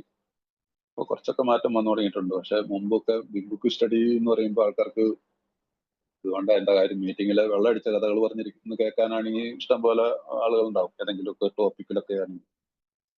ബിഗ് ബുക്ക് എന്ന് പറഞ്ഞ ഇതിന് നമ്മുടെ പള്ളികളിൽ അറിയാം, എനിക്കും ബിനുവിനൊക്കെ പറയാം. ഞങ്ങളുടെ പള്ളിയിലൊക്കെ വെള്ളിയാഴ്ചയൊക്കെ ചില ധ്യാനമൊന്നും പ്രാർത്ഥന പറഞ്ഞ 10 ആളുണ്ടാവും, 10 ആളുണ്ടാവും, അല്ലെങ്കിൽ 15 ആളുണ്ടാവും. വലിയ ഇടവകയാ, വലിയ ഇടവകയാ. കോട്ടൂർ പള്ളി, പിന്നെ പാവകക്ഷിക്കാരൻ, മത്രക്കാശ്, എല്ലായിടത്തും ഇതാണ് അവസ്ഥ. ആ സമയത്ത് ഏതെങ്കിലും പെരുന്നാളുകൾ എന്നൊക്കെ പറഞ്ഞിട്ട് 2-3 പോത്തിനെയൊക്കെ വെട്ടണമെന്ന് പറഞ്ഞാൽ നാശം, വെള്ളപ്പൊക്കവും ഉന്തം തള്ളും പൈസ ഇടാനും കൈമുത്താനും ഇതിനൊക്കെ ആയിട്ടുള്ള അതാണോ സ്പിരിച്വാലിറ്റി? എന്റെ ഉദാഹരണത്തിന് ഞാനും ബിനുവും ഞങ്ങളുടെ 2 പേരുടെ ഇടവേല കാര്യം പറഞ്ഞതിന് കുഴപ്പമില്ല. നിങ്ങളുടെ ഇടവേക്കാലേ അറിയത്തില്ല, ഇല്ല, ആളില്ല. പക്ഷെ ബിഗ് ബുക്ക് പഠിക്കണം. ഇതുകൊണ്ട് നമ്മുടെ ബിഗ് ബുക്ക് നശിച്ചൊന്നും പോകുന്നില്ല, നിലനിൽക്കൂല. ഇത്രയും വർഷം നിലനിന്നാണ് ഇനിയും നിലനിൽക്കും. ബൈബിൾ നിലനിന്നെങ്കിൽ ബിഗ് ബുക്ക് നിലനിൽക്കും. വിശുദ്ധ ഖുർആൻ നിലനിന്നെങ്കിൽ ഇതും നിലനിൽക്കും. ഗീതയോ ഉപനിഷത്തും വേദങ്ങളും നിലനിന്നുവെങ്കിൽ ഇതും നിലനിൽക്കും. നമുക്ക് വേണ്ടിയിട്ട് ദൈവത്താൽ ഉണ്ടാക്കിപ്പെട്ടിട്ടുള്ള ബുക്കാണത്. നമ്മളെ കുറിച്ചാണ് എഴുതിയിരിക്കുന്നത്, അല്ലാതെ മറ്റുള്ളവരെ കുറിച്ചൊന്നുമില്ല. സാധാരണ ജനങ്ങൾക്ക് വേണ്ടിയിട്ട് എഴുതിയിട്ടുള്ളതല്ല. അമിത മദ്യപാനാസക്തർക്ക് ഒരു ചികിത്സയും ഇതുവരെ ഇല്ലാത്ത, കൊടുങ്കാറ്റിൽ നിന്ന് രക്ഷപ്പെടുന്നതിനുള്ള തുരങ്കത്തിൽ നിന്നും പുറത്തേക്ക് വന്ന് തകർന്നു തരിപ്പണമായ തന്റെ വീട് കാണുന്ന ഒരു കർഷകനെ പോലാണ് ഭാര്യയുടെ അയാളായി പറയുന്നു. ഇവിടെ സംഭവിച്ച കാര്യങ്ങളൊന്നും കാണേണ്ട എന്റെ പറഞ്ഞവരെ, കൊടുങ്കാറ്റ് നിന്നു, അതിനാൽ അത് തന്നെ വലിയൊരു കാര്യമല്ലേ. അപ്പൊ ഇവിടെ കൊടുങ്കാറ്റിൽ നിന്ന് രക്ഷപ്പെടുന്നുള്ള തുരങ്കത്തിൽ നിന്നും പുറത്തേക്ക് വന്ന് തകർന്നരിപ്പണമായ തന്റെ വീട് നടക്കുന്ന ഒരു കർഷകനെ പോലെയാണ് അല്ല അയാൾ പറയുന്ന. ആ ഭാര്യയോട് വന്ന് എല്ലാം പോയി എന്നാലും എന്താണ് കൊടുങ്കാറ്റ് നിന്നല്ലോ എന്നുള്ളത്. ഇംഗ്ലീഷിലും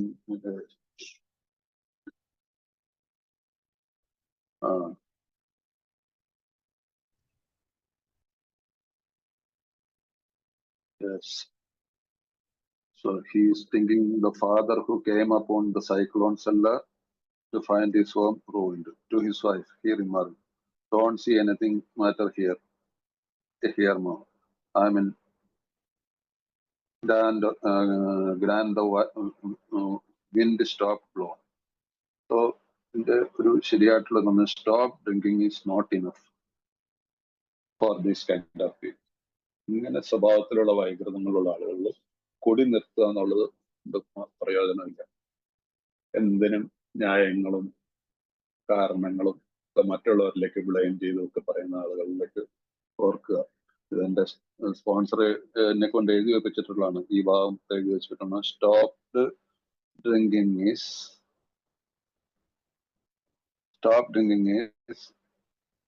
enough for this kind of people. അതുകൊണ്ടാണ് എന്താണ് we feel a man is unthinking when he says that sobriety is enough. Sobriety is enough. അങ്ങനെ ചിന്തിക്കാത്തവര്, അൺതിങ്കിങ്. അപ്പൊ അതുകൊണ്ട് നമുക്ക് ഈ സോബറൈറ്റി എന്ന് പറയുന്നതിന്റെ ശരിയായിട്ടുള്ള അർത്ഥം മനസ്സിലാക്കണമെങ്കിൽ നമ്മൾ ഇത് പഠിച്ച് തന്നെ പോകണം. സമയമുണ്ടല്ലോ അല്ലേ?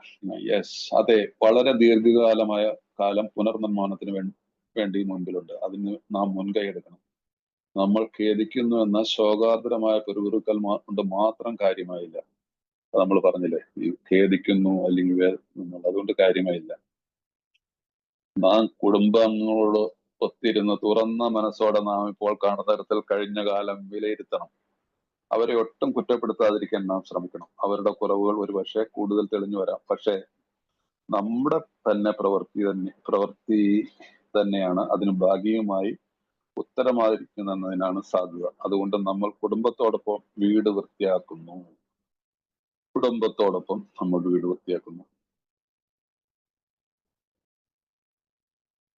നമ്മുടെ ഇനിയുള്ള കാലത്ത് നമ്മൾ കുടുംബമായിട്ടൊരു തുറന്ന സംസാരം ഉണ്ടാവണം. മക്കളൊക്കെ ആയിട്ട് ഒന്നിച്ചിരുന്ന് ആഹാരം കഴിക്കാൻ ശ്രമിക്കുക. അങ്ങനെയുള്ളതിലൊരു തമാശ രൂപേണെങ്കിലും ഒക്കെ നമ്മുടെ കഴിഞ്ഞ കാലത്തെ ജീവിതത്തിലൊക്കെ നമുക്ക് പറഞ്ഞ് വരുമ്പോ അതിൽ കൂടിയൊക്കെ ഈ അമൻസ്, ലിവിങ് അമൻസ് എന്നൊക്കെ പറയാറില്ല, അത് ആ കാര്യങ്ങളൊക്കെ ആ രീതിയിലൊക്കെ നടന്നിരിക്കും. അത്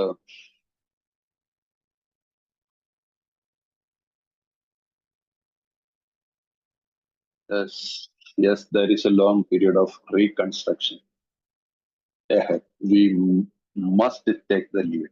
നമ്മളാണ് അതിന് മുൻകൈ എടുക്കേണ്ടത്. റീകൺസ്ട്രക്ഷൻ, വിൽസൺ നല്ല കുറെ വാക്കുകൾ ഉപയോഗിച്ചിട്ടുള്ളതാണ്.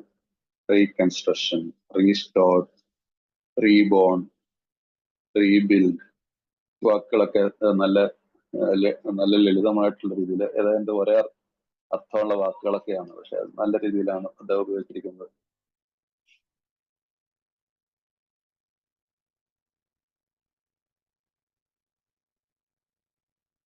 ഇംഗ്ലീഷിൽ നല്ല രീതിയിലാണ്. We ought to sit down with the family and frankly analyze the past as we now see it, being very careful not to criticize them. നമ്മൾ ഒരിക്കലും മക്കളെയും ഭാര്യനെയും ഒന്നും കൂടുതൽ വിചാരിക്കാൻ ശ്രമിക്കണം. അപ്പൊ ഈ 9, 10 പടികള് ഈ ഭാഗത്ത് നമുക്ക് ഒത്തിരി കാര്യങ്ങൾ 8, 9, 10 ഇതിനകത്ത് 11 ഒക്കെ വരുന്നുണ്ട് കുറച്ചൊക്കെ പല ഭാഗത്തായിട്ടൊക്കെ. അപ്പൊ ഇവിടെ നമ്മൾ എപ്പോഴും നമ്മളുടെ തെറ്റുകളെ ഒരു തമാശ രൂപേണ സംസാരിക്കുന്ന രീതിയിൽ പറഞ്ഞു പോയി കഴിയുമ്പോൾ അവരുടെ കാര്യങ്ങൾ അവർക്കും മനസ്സിലാവും. കാരണം ഇവിടെ ആ ഒരു അന്തരീക്ഷം മാറുകയാണ്, മനസ്സിലായില്ലേ? നമ്മൾ ആരെയും കുറ്റപ്പെടുത്തുന്നില്ല. അപ്പൊ അതുകൊണ്ട് പിന്നെ പറയുന്ന നമ്മുടെ പ്രഭാത ധ്യാനങ്ങളിൽ ക്ഷമയ്ക്കും സഹിഷ്ണുതയ്ക്കും ദയയ്ക്കും സ്നേഹത്തിനുള്ള മാർഗം കാണിച്ചു തരുന്നതിനായി ദൈവത്തോട് പ്രാർത്ഥിക്കുന്നു. നമ്മുടെ പ്രഭാത ധ്യാനങ്ങളിൽ ഇതിന് ഒരു 11th സ്റ്റെപ്പിന്റെ ഒരു പ്രയറായിട്ട് പറയാറുണ്ട്. നമ്മുടെ പ്രഭാത ധ്യാനങ്ങളിൽ നമ്മൾ പ്രാർത്ഥിക്കാണ്, ദൈവമേ എനിക്ക് ക്ഷമയ്ക്കും സഹിഷ്ണുതയ്ക്കും ദയയ്ക്കും സ്നേഹത്തിനുള്ള മാർഗം തരുന്നതിന് ഞാൻ അപേക്ഷിക്കുന്നുവെന്ന് ദൈവത്തോട് പ്രാർത്ഥിക്കുന്ന ആ രീതിയിൽ പ്രയത്നം എടുത്തു കഴിഞ്ഞാൽ പ്രാർത്ഥിക്കുന്നു. അതേപോലെ തന്നെ നമ്മുടെ ക്ഷമയ്ക്കും സഹിഷ്ണുതയ്ക്കും ദയയ്ക്കും സ്നേഹത്തിനും ടു എവരി വൺ എന്റെ സ്പോൺസർ ചെയ്തിട്ടുണ്ട്. എവരി വൺ, എല്ലാവരോടും. ഒരാളോട് പോലും എന്റെ ജീവിതത്തിൽ ഇനി യാതൊരു വിദ്വേഷം പറയുകയൊന്നുമില്ല. എല്ലാവരോടും സ്നേഹം.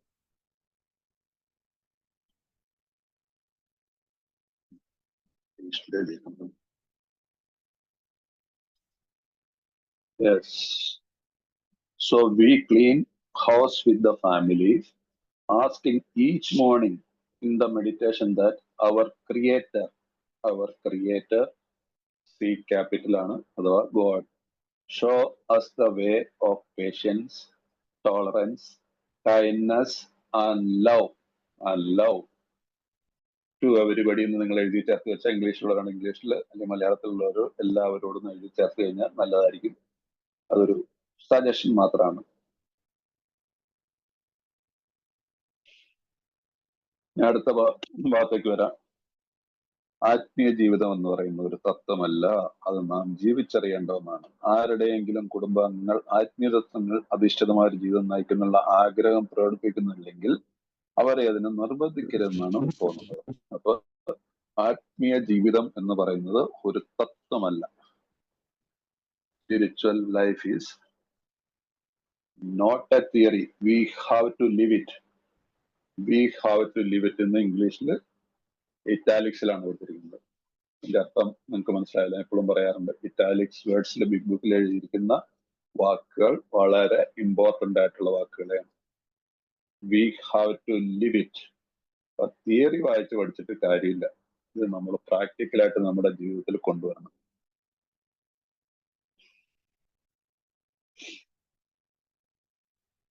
ആരുടെയും നമ്മുടെയൊക്കെ കുടുംബങ്ങൾ ആത്മീയതത്തിൽ അധിഷ്ഠിതമായ ഒരു ജീവിതം നയിക്കാനുള്ള ആഗ്രഹം പ്രകടിപ്പിക്കുന്നില്ല അവര്. നമ്മൾ കുറെ വർഷങ്ങൾക്ക് ശേഷം ഇപ്പൊ നമ്മുടെ ടീനേജ് ഒക്കെ കഴിഞ്ഞ പിള്ളേരൊക്കെയാണെങ്കിൽ അവർക്ക് പ്രാർത്ഥിക്കാനും മോർണിംഗിൽ പ്രാർത്ഥിക്കാനോ അല്ലെങ്കിൽ വൈകിട്ട് പ്രാർത്ഥിക്കണമെന്നോ അല്ലെങ്കിൽ മോനെ പോകുന്നതിന് മുമ്പ് ഒന്നും ഒരു മിനിറ്റ് പ്രാർത്ഥിച്ചിട്ട് പോകണമെന്നൊക്കെ അന്നേരമൊക്കെ അവർ കേൾക്കും.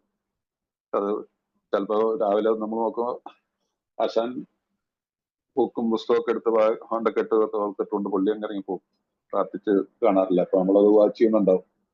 അപ്പൊ അങ്ങനെയുള്ളവരോട് നമ്മൾ ഫോഴ്സ് ചെയ്യേണ്ട ആവശ്യമില്ല എന്നാണ് നമ്മുടെ ബുക്ക് പറയുന്നത്. അതുകൊണ്ട് അവരോട് നിർബന്ധിക്കുന്നതെന്നാണ് തോന്നുന്നത്. അത് ഓരോരുത്തരുടെയും സാഹചര്യം അനുസരിച്ച് നമുക്ക് ചെയ്യാം. ചിലപ്പോൾ ചില കുട്ടികൾക്ക് അനുസരണമുള്ള കുട്ടികളാണ്, അത് ചിലപ്പോൾ മറന്നു പോയിട്ടാണെങ്കിൽ പറയാ ചേട്ടാ ഒരു 2 മിനിറ്റ് നേരത്തെ ഉണ്ടെന്ന് എനിക്ക് പോകാൻ പ്രാർത്ഥിച്ചിട്ട് പോയിക്കൂടെ എന്നൊക്കെ പറയുമ്പോൾ ചില കുട്ടികൾ സാധാരണഗതിയിൽ ഒരു മാറ്റം ഉണ്ടാവും. കാരണം ദൈവമല്ലേ ഇതിന്റെ ഇടയ്ക്കൊക്കെ പ്രവർത്തിക്കുന്നത്. ചിലരുടെ കയ്യിൽ അത് ഉണ്ടാവില്ല. അപ്പൊ അതിനെ നമ്മൾ അതിനാണല്ലോ ഈ നമുക്ക് മാറ്റുവാൻ പറ്റാത്തവയെ മാറ്റുവാനുള്ള ആ ഒരു ധൈര്യം, അല്ല മാറ്റുവാനുള്ള അംഗീകരിക്കാനായിട്ടുള്ള കഴിവ്, അല്ലെ? മാറ്റുവാൻ പറ്റാത്തവയെ സ്വീകരിക്കുവാനുള്ള. അപ്പൊ എനിക്ക് മാറ്റുവാൻ പറ്റാത്ത എന്റെ മകനെ അല്ലെങ്കിൽ എന്റെ ഭാര്യയെ I can accept as there as. അവരെങ്ങനെയാണ് ആ രൂപത്തിൽ അക്സെപ്റ്റ് ചെയ്യുന്നത്. കാരണം ഞാൻ ഐ സ്റ്റോപ്പ് ഫൈറ്റിംഗ്. അപ്പൊ അതുകൊണ്ട് ഈ കാര്യം ശ്രദ്ധിച്ചു കഴിഞ്ഞാൽ നന്നായിരിക്കും. കാരണം നമ്മൾ എപ്പോഴും പ്രതീക്ഷ വെക്കണം, നമ്മുടെ ജീവിതത്തിൽ, എന്റെ ജീവിതത്തിൽ ദൈവത്തിന്റെ ഇടപെടൽ ഉണ്ടാവും എന്നുള്ള ഒരു വിശ്വാസം ഉണ്ടായിരിക്കണം. ആത്മീയ കാര്യങ്ങളെ കുറിച്ച് നാം അവരോട് നിരന്തരമായി പറഞ്ഞുകൊണ്ടിരിക്കരുത്. സമയമാകുമ്പോൾ അവർ മാറിക്കൊള്ളും. അപ്പൊ അതുകൊണ്ട് ഏത് നേരം വൈകുന്നേരം പ്രാർത്ഥിക്കുക, രാവിലെ പ്രാർത്ഥിക്കുക, അപ്പടി ഇപ്പടി എന്ന് പറഞ്ഞിട്ട് പള്ളിയിൽ പോകുമെന്ന് പറഞ്ഞിട്ട് നമ്മളൊരു മാതൃകയായിട്ട് മാറുക. നമ്മൾ പ്രാർത്ഥിക്കുക, നമ്മൾ ക്ഷേത്രത്തിൽ പോവുക, നമ്മൾ പള്ളിയിൽ പോവുക. ഇങ്ങനെ വരുമ്പോൾ ആ മാറ്റം നമ്മുടെ വീട്ടിലുണ്ടാവും, സാധാരണതയിലുണ്ടാവും. അപ്പൊ അതുകൊണ്ട് അത് ആ ഒരു വിശ്വാസം ചിന്തിക്കുക. 10-20 വർഷക്കാലം നിരന്തരമായ കുടി ആരുടെയും കാര്യത്തിൽ അവിശ്വാസമുള്ള ഒരാൾക്ക് എന്ന കാര്യം നാം ഓർക്കണം. അവിടെ 3-2 വർഷം അല്ലെങ്കിൽ 6 മാസം മദ്യപാനം നിർത്തിയിട്ടായിട്ടുള്ള അപ്പോഴേക്കും ഈ അവര് 10-15-20 വർഷമായിട്ട് അനുഭവിച്ച പീഡകളിൽ നിന്ന് പെട്ടെന്നൊരു റിസൾട്ട് പ്രതീക്ഷിക്കാൻ നമുക്ക് പാടില്ല. Total surrender. ദൈവിൽ 3-ാമത്തെ പടിയുടെ പ്രാർത്ഥനയുടെ അവസാന വാക്ക്, എന്റെ ഇഷ്ടമല്ല അവിടുത്തെ ഇഷ്ടം പോലെ എനിക്ക് ഭവിക്കണമെന്നുള്ള പ്രാർത്ഥന. ഈ പ്രാർത്ഥന മാത്രമെങ്കിലും പ്രാർത്ഥിക്കുക. എന്നും നിങ്ങൾ ഇതൊന്ന് പ്രാർത്ഥിച്ചു, ഈ ഒരു വാക്ക് പ്രാർത്ഥിച്ചാൽ മതി. പ്രാർത്ഥിക്കാനൊക്കെ മടിയോ അല്ലെങ്കിൽ ശീലമില്ലാത്തവർ ഇത്രയും പ്രാർത്ഥിക്കുന്നതിന് ബുദ്ധിമുട്ട്. രാവിലെ എണീറ്റിട്ടോ ഭഗവാനെ, ദൈവമേ, അല്ലാഹുവേ, എന്റെ ഇഷ്ടമല്ല അവിടുത്തെ ഇഷ്ടം പോലെ എനിക്ക് ഭവിക്കണമെന്ന് ഇത്രയും പറഞ്ഞാൽ മതി. കിടക്കുന്നതിന് മുമ്പ് ഇത് തന്നെ പറഞ്ഞാൽ മതി. പ്രാർത്ഥിക്കണം. ഞാൻ നിങ്ങളോട് നിർദ്ദേശിക്കാനുള്ള ഈ ഭാഗത്തൊക്കെ വരുമെന്ന് പറഞ്ഞാൽ ഇപ്പോഴത്തേക്കും നമുക്ക് പ്രാർത്ഥനയോട് നല്ലൊരു ഡീപ്പായിട്ടുള്ള റിലേഷൻ ഉണ്ടാവണം. എന്നും ഒരു ദിവസം പോലും രാവിലെ ഇപ്പൊ നമ്മൾ മുമ്പിലത്തെ പറയുക, രാവിലെ ഉണരുമ്പോൾ രാവിലെ നമ്മൾ കുടുംബത്തോടൊപ്പം പ്രാർത്ഥിക്കണമെന്ന് പറയുന്നുണ്ടല്ലേ. അതുപോലെ തന്നെ വൈകിട്ടും ഇപ്പോൾ കിടക്കുന്നതിന് മുമ്പ് നമുക്ക് പ്രാർത്ഥിക്കണം. ഇന്നത്തെ ഇൻവെന്ററി എടുത്തതിന് ശേഷം നമുക്ക് വീണ്ടും ദൈവത്തിന് നന്ദി പറഞ്ഞുകൊണ്ട് നമുക്ക് ഉറങ്ങാൻ പോകണം. രാവിലെ എഴുന്നേൽക്കുമ്പോൾ ദൈവത്തോട് നന്ദി പറഞ്ഞുകൊണ്ട്, ഞാൻ പറയില്ല, 24 മണിക്കൂറിലെ ഒരു 2 മിനിറ്റ് 3 മിനിറ്റ് നമുക്ക് ദൈവത്തിന് കൊടുത്തുകൂടെ? ബാക്കിയുള്ള സമയത്ത് പണം ഉണ്ടാക്കാനും മറ്റു പല കാര്യങ്ങൾക്കും എല്ലാം ഓടിക്കോളും. ഒരു 2-3 മിനിറ്റ്സ്. ഞാനിതൊന്നും ചെയ്യില്ലാത്ത ഒരാളായിരുന്നു. അല്ലേ, പ്രാർത്ഥിക്കാനും സമയം ഉണ്ടാകുന്നില്ല. പള്ളിയിൽ പോയാലും ഞാൻ പള്ളിയിലൊന്നും ആയിരുന്നില്ല, മനസ്സിലായില്ല. അപ്പൊ അങ്ങനെ ജീവിച്ചിട്ട് പക്ഷെ നമ്മൾ ശീലങ്ങൾ ഇന്ന് പ്രാർത്ഥനയുടെ ശീലമായിട്ട് മാറി. പ്രാർത്ഥിക്കാതെ കിടന്നുറങ്ങാൻ പറ്റത്തില്ല, രാവിലെ എഴുന്നേറ്റ് പ്രാർത്ഥിക്കും. ലളിതമായിട്ടുള്ള കാര്യങ്ങളോട് ചില ദിവസം ദീർഘമായിട്ട് പ്രാർത്ഥിക്കുക, അത് ഓരോരോ ദിവസത്തെ രീതി അനുസരിച്ച്, പക്ഷെ പ്രാർത്ഥിക്കും. അത് നമ്മളുടെ ഏത് മതത്തിലാണെങ്കിലും ഇത് പറഞ്ഞിട്ടുള്ളതാണ്. പോരാത്തതിന് ഇപ്പൊ ഈ എഴുതി വെച്ചിരിക്കുന്ന ആളൊക്കെ എന്തായിരുന്നു, അഗ്നോസ്റ്റിക് ആയിരുന്നു അല്ലെ? ബിൽ വിൽസൺ ഒരു അഗ്നോസ്റ്റിക് ആയിരുന്നു. അവസാന ഇദ്ദേഹം ഈ പ്രാർത്ഥനകളൊക്കെ കമ്പോസ് ചെയ്തിരിക്കുന്നു. ആദ്യത്തെ 100 പേരിലുള്ള പകുതിയിലധികം പേരും അഗ്നോസ്റ്റിക്കുകളായിരുന്നു. ബിലീവേഴ്സ് ആയിട്ട് വന്നവര് ഈ ഓക്സ്ഫോർഡ് ഗ്രൂപ്പിൽ നിന്ന് വന്നിട്ടുള്ള പല പേരേ ഉള്ളൂ, അല്ലാത്തവരൊക്കെ അഗ്നോസ്റ്റിക്സുകളായിരുന്നു, അജ്ഞേയവാദികളായിരുന്നു, നിരീശ്വരവാദികൾ കുറച്ചു പേരുണ്ടായിരുന്നു. അപ്പൊ ഈ പ്രാർത്ഥന ഒരു ശീലാക്കുക, ഇതാണ് ഇതിൽ നിന്ന് മനസ്സിലാക്കാനുള്ളത്. ഈ 10-20 വർഷത്തെ കാലത്തെ കൊണ്ട് അവർക്ക് നമ്മളെ കുറിച്ചുള്ള വിശ്വാസമൊക്കെ പോയിട്ടുണ്ടാവും. അതുകൊണ്ട് അതൊക്കെ നമ്മൾ ഓർക്കണം.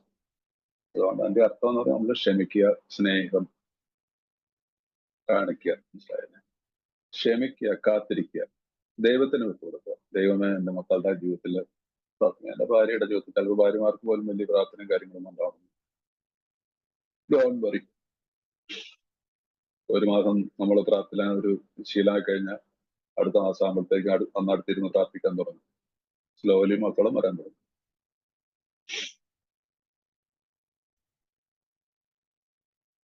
അല്ലാതെ വേറെ വഴിയില്ല, മനസ്സിലായില്ല? നമ്മൾ വിചാരിക്കുന്ന മാതിരി കാര്യങ്ങൾ നടക്കത്തില്ല, അത് മനസ്സിലാക്കും.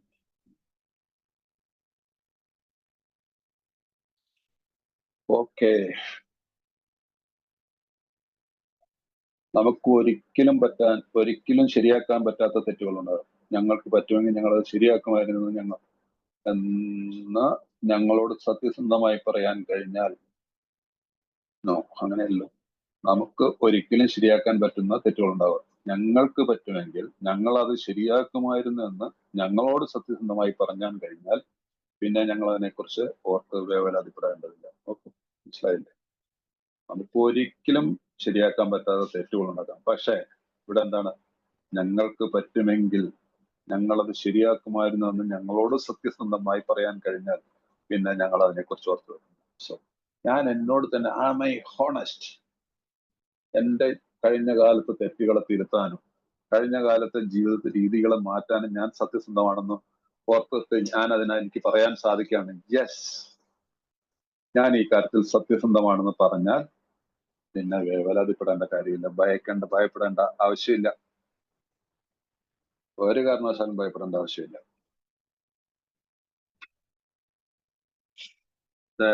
There may be some wrongs we can never fully right. We don't worry about them if we can honestly say to ourselves that we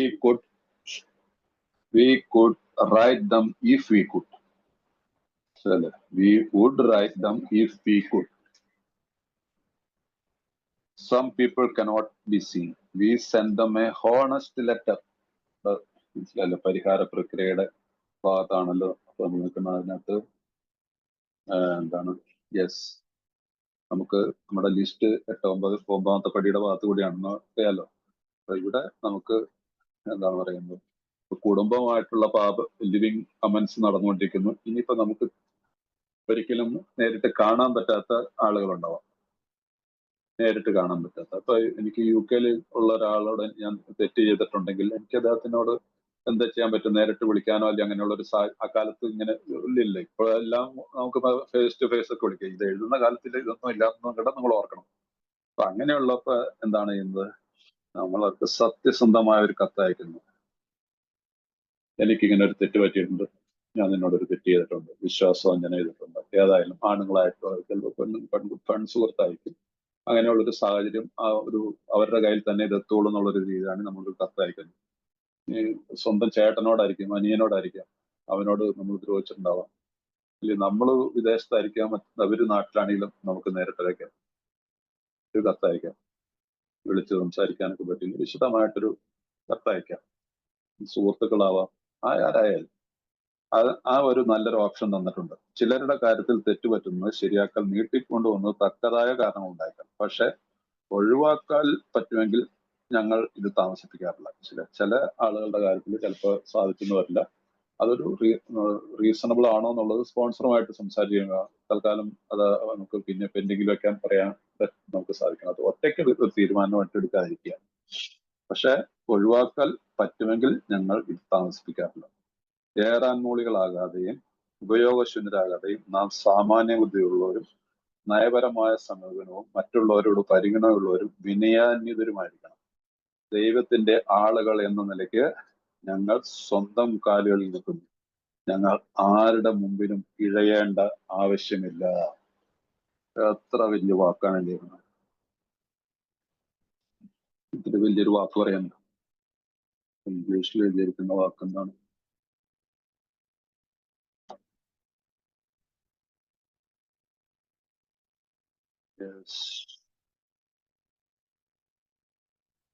Yes, as God's people, we stand on our feet. We don't crawl before anyone. നമ്മൾ ആരുടെ മുമ്പിൽ ഇഴയേണ്ടി വരില്ല. എപ്പോഴാണ് നമുക്ക് ഇഴയേണ്ടി വരുന്നത്, തലവനിക്കേണ്ടി വരുന്നത്? നമ്മൾക്ക് ഒരാളെ കാണുമ്പോൾ ഒരു കുറ്റബോധം തോന്നുന്നത്, ഒരാളെ കുറിച്ച് ചിന്തിക്കുമ്പോൾ എനിക്ക് എന്നോട് തന്നെ ഒരു പുച്ഛം തോന്നുന്നത്. ഈ രീതിയിൽ ജീവിച്ചാൽ സത്യസന്ധനാണെങ്കിൽ, നിങ്ങളുടെ ഇന്റൻഷൻസ് സത്യസന്ധനാണെങ്കിൽ, നിങ്ങളെ കുറിച്ച് ആരെന്ത് വേണമെങ്കിലും പറഞ്ഞോട്ടെ.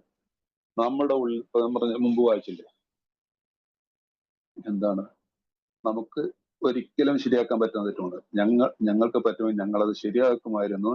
ഞങ്ങളോട് സത്യസന്ധമായി പറയാൻ കഴിഞ്ഞാൽ ഞങ്ങൾ അതിനെ കുറിച്ച് വില.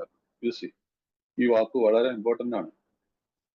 അതുകൊണ്ട് മറ്റുള്ളവരുടെ അപ്രൂവൽ നമുക്ക് ആവശ്യമില്ല. ഞാൻ എന്തെങ്കിലും എന്റെ ഭാഗത്തുനിന്ന് ഒരു തെറ്റ് പറ്റിയിട്ടുണ്ടെങ്കിൽ അത് തിരുത്താൻ ഞാൻ സജ്ജനാണോ സന്നദ്ധനാണോ എന്നുള്ളതാണ് എനിക്ക് ചോദിക്കേണ്ടത്. Yes, I am ready. ഞാൻ അതിനെ തിരുത്താൻ സന്നദ്ധനാണെങ്കിൽ പിന്നെ ഒരുത്തരെയും ഭയപ്പെടേണ്ട കാര്യമില്ല. അങ്ങനെയുള്ള ഒരു വ്യക്തിക്ക് ആരുടെ മുമ്പിലും തല ഉരിക്കേണ്ടി വരത്തില്ല. എവിടെയും തല പിടിച്ചു നടക്കില്ല. ആരെയും കാണുമ്പോൾ ഒളിച്ചോടേണ്ടി വരത്തില്ല. ആരെയും കയറുമ്പോൾ പമ്മിയിരിക്കേണ്ടി വരത്തില്ല. ആരെങ്കിലും കാണുമ്പോൾ മീറ്റിംഗിൽ നിന്ന് ഇറങ്ങി ഓടേണ്ടി വരത്തില്ല. മീറ്റിംഗിൽ എന്ന് പറഞ്ഞാൽ അതൊരു ചിലർക്ക് അങ്ങനെ സംഭവിച്ചിട്ടുണ്ടാവും. എന്റെ ജീവിതത്തിൽ അങ്ങനെ പലരും ഞാൻ ഒരിക്കലും എല്ലാത്തിനും നേരിട്ടിട്ടുള്ളൂ. എല്ലാവരോടും തുറന്ന കാര്യങ്ങൾ സംസാരിച്ചിട്ടുള്ളൂ. എന്നെ ഭയപ്പെടുന്ന സത്യസന്ധത എന്നുള്ളതാണ് ഏതൊരു മദ്യപാനിയുടെയും എന്റെയും നിങ്ങളുടെ എല്ലാം ബേസ്. ആ ബേസ് കറക്റ്റ് ആയിട്ട് നമ്മൾ ഒരു ബിൽഡപ്പ് ചെയ്തുകൊണ്ട് വരികയാണെങ്കിൽ ഒരിക്കലും ഭയപ്പെടേണ്ട ആവശ്യമില്ല. ദൈവം അതിൻ്റെതായിട്ടുള്ള സമയത്ത് നമ്മുടെ പ്രശ്നങ്ങൾക്കൊക്കെ പരിഹാരങ്ങൾ കണ്ടു. അതുകൊണ്ട് നമുക്ക് ആരുടെയും മുമ്പിൽ ഇഴയേണ്ട ആവശ്യമില്ല. അപ്പൊ യെസ്, ഇനിയുള്ളത് നമ്മുടെ 9ാമത്തെ പടിയിലുള്ള ഈ പരിഹാരങ്ങളൊക്കെ ചെയ്തു കഴിയുമ്പോൾ നമുക്ക് കിട്ടുന്ന വാഗ്ദാനങ്ങളിലേക്കാണ് നമ്മൾ വരുന്നത്. അപ്പൊ അത് നമുക്ക് അടുത്ത ആഴ്ച എടുക്കാമല്ല. ബിനു, രാജേഷ്, അരുണാര ഹോസ്റ്റ് ചെയ്യുന്ന വെച്ചാൽ അവരോട് നന്ദി പറയുന്നു. ഇതുവരെ എന്നെ കേട്ട് നിങ്ങൾ വന്നതിലൊക്കെ സന്തോഷം. ആ റെക്കോർഡിംഗ് നടത്തിയേ. താങ്ക് യു നന്ദി സാറേ, ഒരുപാട് നന്ദി. ഈ അവസരത്തിൽ ഞങ്ങൾക്ക് ബിഗ് ബുക്കിലൂടെ ഞങ്ങളെ